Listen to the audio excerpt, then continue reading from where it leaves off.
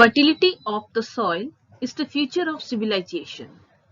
So now we will read about the most fertile soil, the alluvial soil. The soil is formed by the sediments brought down by rivers. Alluvial soil is an ex situ soil. The sediment it is carried by the river and are deposit it in another place. The river deposits very fine particles of soil called alluvium in their plains during the course of long journey. The rivers it flow down the steep slope, its velocity and eroding power at their maximum.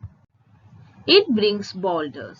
The boulders they converted into thousands of cobbles. The cobbles they are broken down into lakhs of pebble.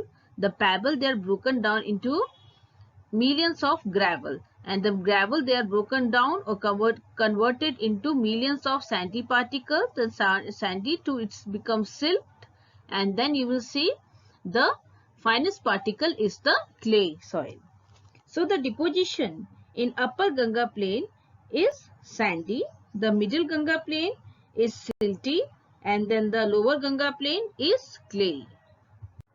Alluvial soil is also known as riverine soil because they are found in the river basins and are formed when streams and rivers slow their velocity. The alluvial soil is formed by the depositions of the sediments brought by the river starting from the mountains. Alluvial soils are also called loamy soil. Loam soil is a combination of three different types of soil: sand, silt, and clay. Sand particles are largest.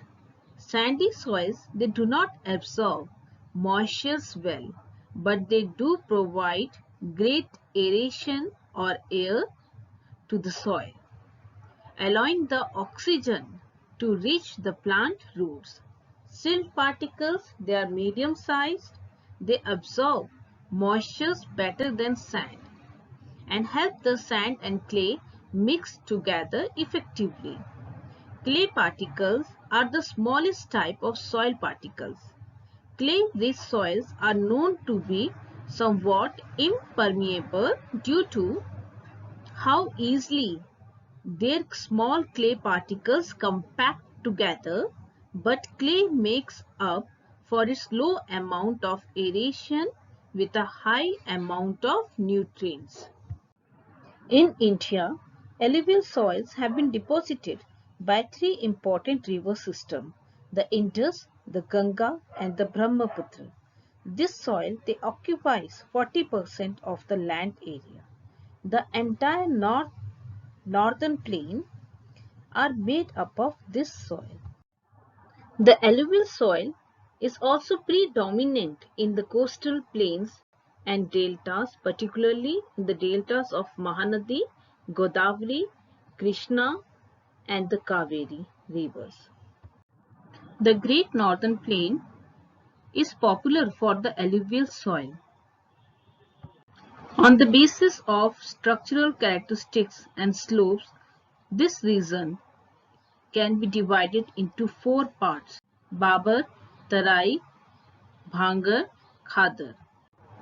So the Babar, it is found in the foothills of the Shivalik. So it is a porous and pebbled plain which has been created by depositing of granules and pebbles brought by the river descending from the Himalayas. To the south of Babar is the Tarai region, which consists of fine sand and mud. The river that disappear in the Babar region, they reappear on the surface in Tarai region. Earlier it was covered with dense forest, but now the region being changed into agricultural land and after deforestation. Bhangar, it is made up of old alluvial soil. It is higher than Khadar. The expansion of the Bhangar region is found in the region between two rivers or Doab. the Ganga Yamuna Doab and the plains of Satluj, forming the terrace higher than the floodplain. Khadar is composed of newer alluvium and form the floodplains along the river banks. A new layer of alluvium is deposited by rivers flood almost every year. This makes them the most fertile soil of the Gangas.